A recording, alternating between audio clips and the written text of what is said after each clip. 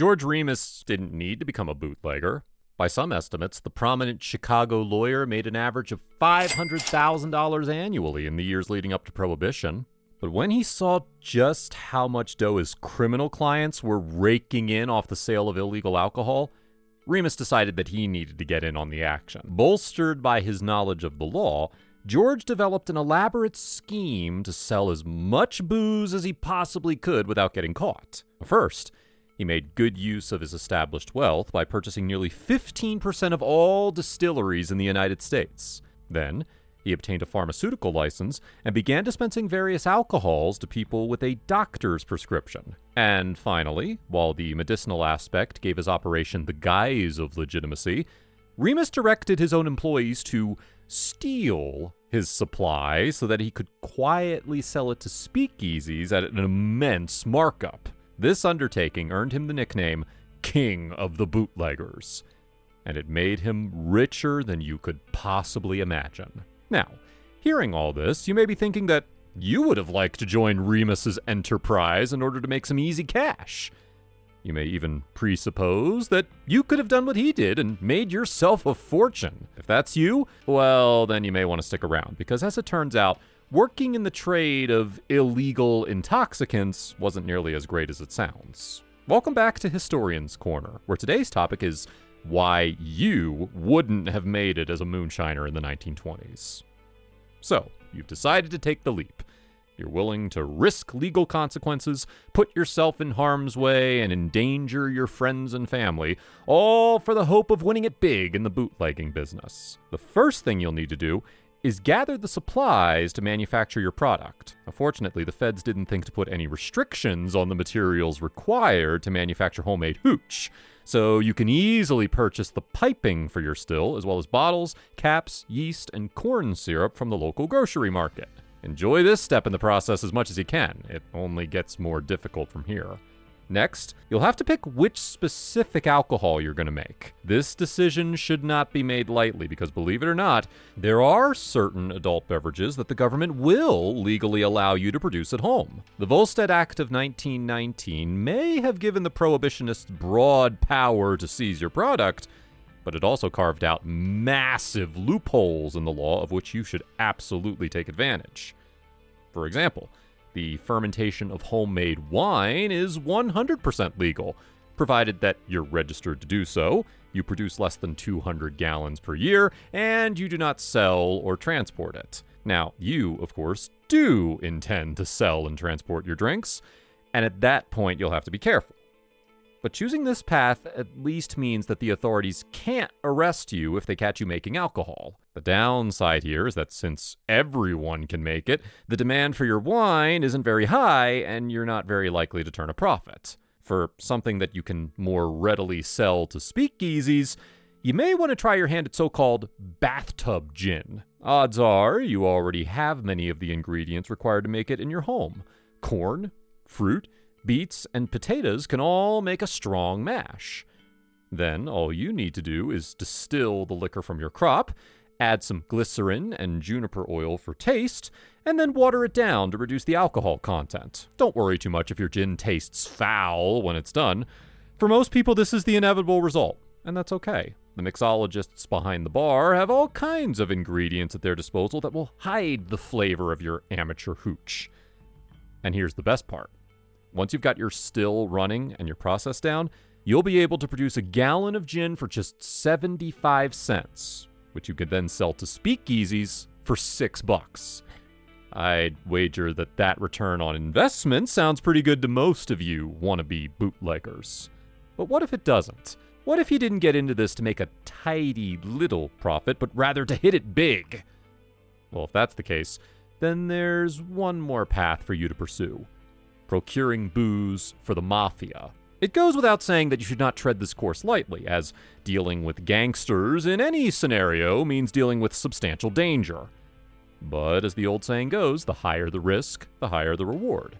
And these outlaws will definitely make it worth your while to work for them. Going down this road also means you have more choice in the alcohol you produce. You could be a brewer tasked with making non-alcoholic beer who decides to disobey his license. You could be a racketeer working with dangerous industrial alcohols who tries to make them drinkable. You could be a rum runner importing illegal products from north of the border who then sells them to the Mafia. Or you could be a moonshiner operating in the hillside who distills potent hooch for your devious clientele. No matter what you end up manufacturing, these criminals want your product, and they'll pay you handsomely for it. With this knowledge in hand, you're almost ready to get started.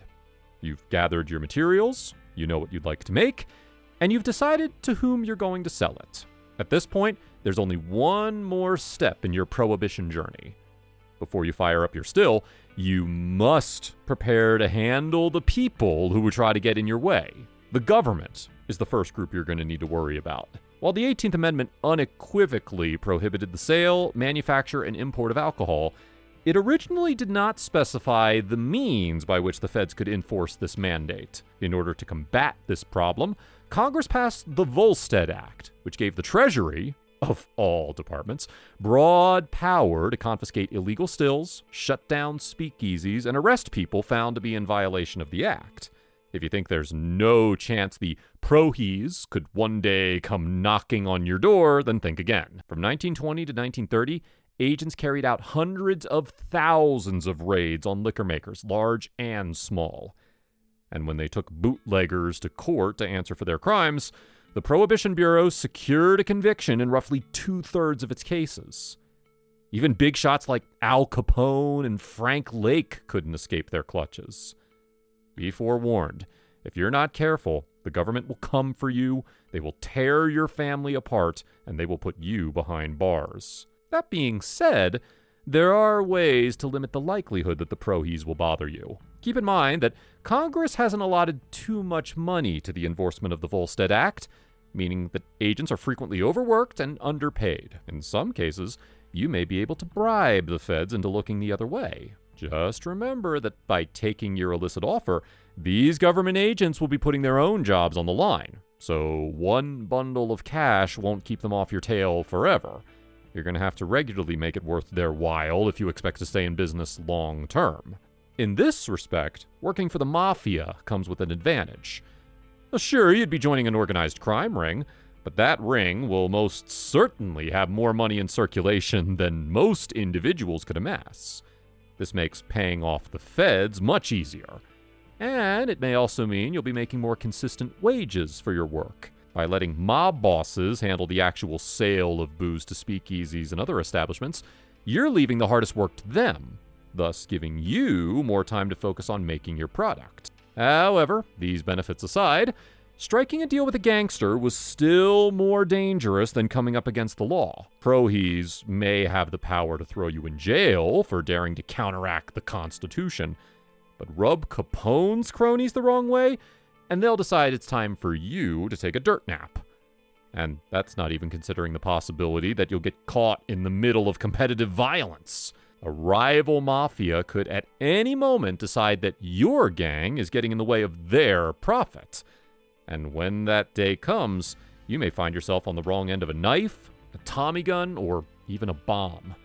There's no telling the steps they'll take to put you out of business. So you'll want to immediately arm yourself and your family and prepare for the worst. Or better yet, spend some of your newly acquired funds on some good protection. Say goodbye to a good night's sleep, too, because most people that become a bootleg gangster die a bootleg gangster. If you're still undeterred at this point, then by all means, carry on and make yourself a moonshiner.